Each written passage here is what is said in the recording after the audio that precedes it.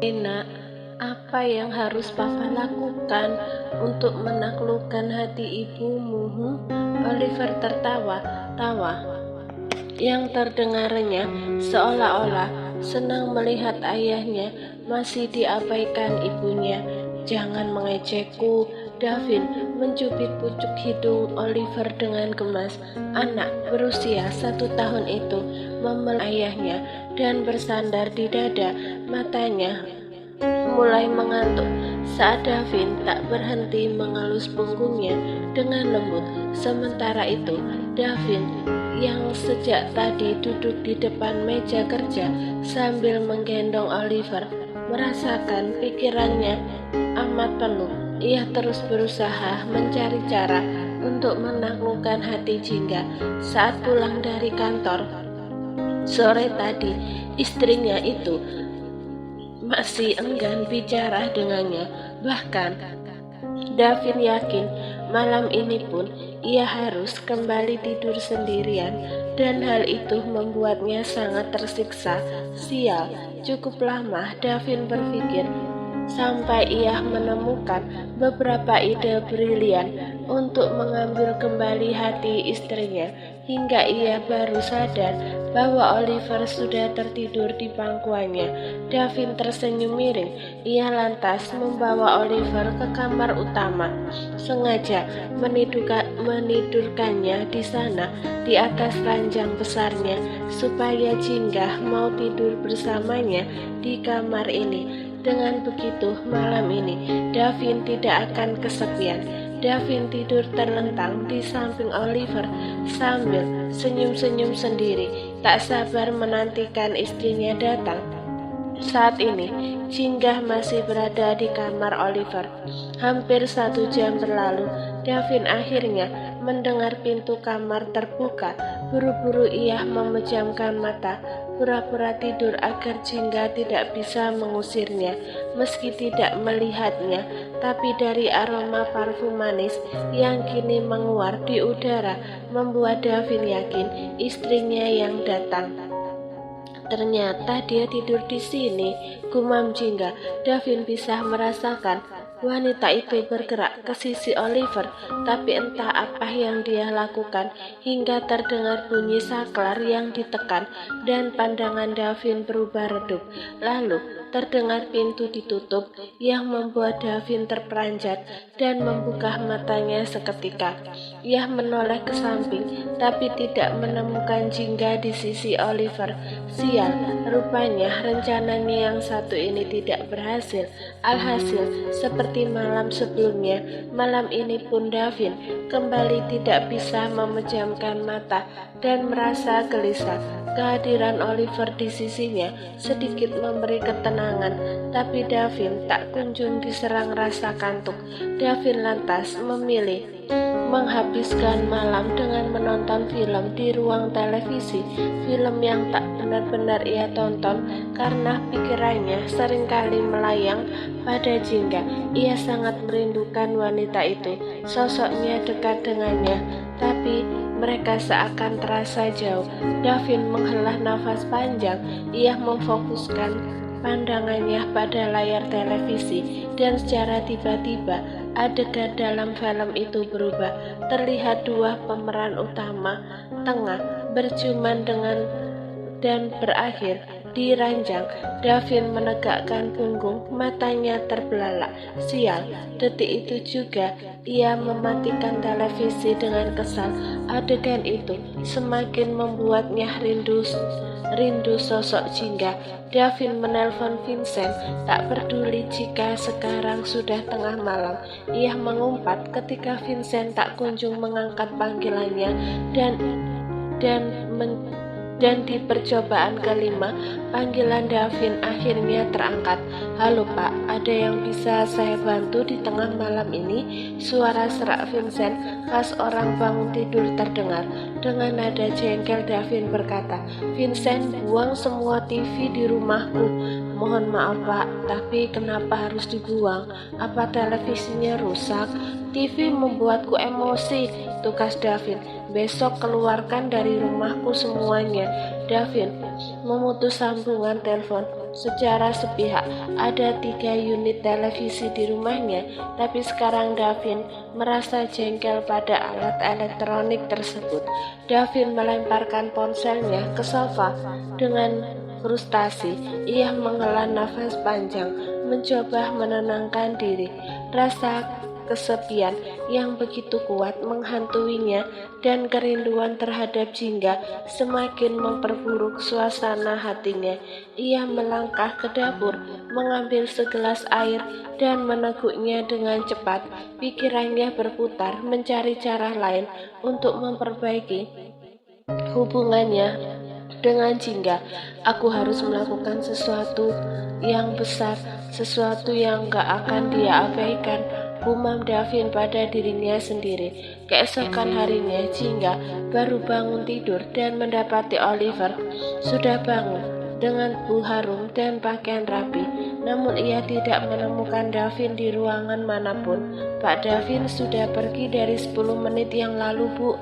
Beliau perginya buru-buru setelah memandikan dan mendandani Dan Oliver, ujar Arum saat Jingga bertanya kepadanya, membuat Jingga merasa serba salah. Di satu sisi ia terenyuh dengan usaha Davin yang mau mengurusi Oliver di tengah kesibukannya, tapi di sisi lain Jingga masih belum ingin berdamai dengan pria itu. Pada saat yang sama, Jingga kedatangan tamu, 2 bodyguard Davin dan Vincent, dan Jingga tidak bisa menyembunyikan kekesalannya saat Vincent mengatakan bahwa kedatangan mereka kemari untuk mengambil semua unit televisi atas perintah Davin. Kenapa dia melakukannya? Tanya Jingga dengan bingung. Vincent menggelengkan kepala. Saya juga tidak mengerti, Bu. Semalam Pak Davin memberi perintah seperti itu. Sepertinya televisi itu membuat emosi Pak Davin meledak. Lantas Vincent juga menjelaskan tentang semua sikap Davin di kantor seharian kemarin yang tampak sangat emosional, membuat Jingga terperangah mendengarnya. Saat Jingga akan menelpon Davin untuk menanyakan perihal televisi dan menyuruhnya untuk mengurungkan niatnya, Jingga tiba-tiba kembali kedatangan tamu. Jingga merasa bingung, kenapa pagi-pagi begini sudah banyak tamu. Ia lantas membuka pintu dan seketika itu juga ia tercengang kalah melihat pemandangan di hadapannya. Ini kiriman untuk Bu Jingga, kata pria di hadapannya, membuat Jingga seketika keluar dari keterpanaannya. Jingga mengalihkan tatapannya dari beberapa mobil yang masuk satu persatu memenuhi halaman rumah ke arah pria tersebut dengan bingung. Tapi saya nggak memesan apa-apa, Pak. Di sini pemesannya memang atas nama Pak Davin dan penerimanya Jingga Tania, ujar pria itu. Sekali lagi, Davin. Jingga mengerjak dengan ekspresi yang masih kebingungan. Jingga akhirnya menandatangani surat penerimaan, lalu tercengang saat melihat bunga demi bunga diturunkan dari mobil-mobil itu yang mengantri dari halaman hingga keluar gerbang. Jingga terkejut melihat betapa banyak bunga tulip yang diantar ke rumah. Tukang bunga tidak berhenti datang, membawa buket demi buket, hingga ruang tamu penuh dengan aroma harum bunga tulip. Jingga mematung, tak habis pikir mengapa Davin membeli semua bunga itu. Totalnya ada 1000 bunga, Bu. Kami sengaja mendatangkannya dari berbagai kota tadi malam karena stok di toko kami sedang menipis. Beruntung di cabang kami yang lain masih banyak, ujar tukang bunga sebelum pergi bersamaan dengan mobil yang keluar dari halaman rumah satu persatu. Ya Tuhan, desis Jingga yang masih tak habis pikir. Ia mematung menatap bunga-bunga itu dengan perasaan campur aduk. Sekarang harus ia apakan bunga sebanyak itu? Lantas Jingga mulai melihat setiap buket dan menemukan catatan kecil di setiap tangkai bunga. dan semua pesan di catatan itu adalah tulisan tangan David. Jingga sungguh sangat mengenali tulisan tangan suaminya yang rapi. Jingga duduk bersila di tengah-tengah lautan bunga, lalu mulai membaca pesan itu satu persatu. Aku mencintai caramu tersenyum saat melihat Oliver tertawa. Maafkan aku, Jingga, dan maafkan juga masa laluku, David. Jingga menghela nafas panjang, lalu membuka catatan kedua di tangkai berikutnya. Aku mencintai bagaimana kamu selalu tahu cara untuk membuatku merasa lebih baik setelah melalui hariku yang sulit. Maafkan aku, sayang, David. Aku mencintai bagaimana kamu tersenyum manis ke arahku dan semua yang ada pada dirimu. Aku sangat menyukainya. Please, maafkan aku, Jingga, Tania, Davin.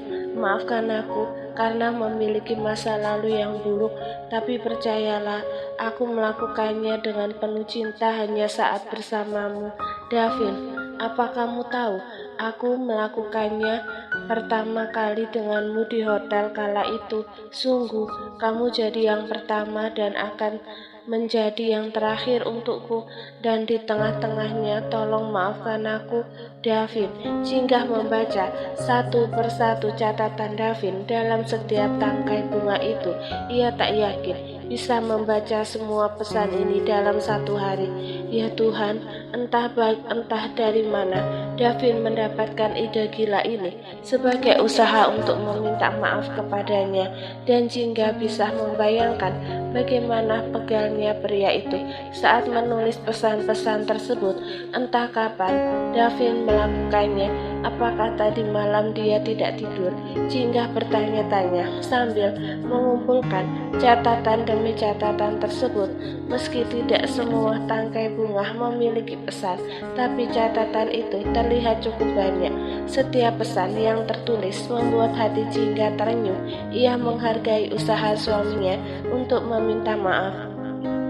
Meski Jingga mungkin tidak akan secepat itu bisa berdamai dengan masa lalu Davin. Saat tengah membaca isi pesan yang baru setengahnya dia baca, Jingga tiba-tiba diserang kantuk.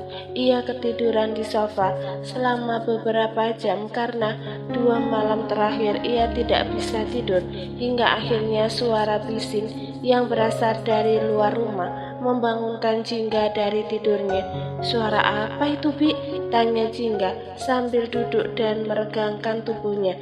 Arum yang tengah menemani Oliver yang ingin mengacak lautan bunga itu sejak tadi menjawab, sepertinya itu helikopter, Bu. Mungkin ada acara di sekitar komplek ini. Mungkin juga sih.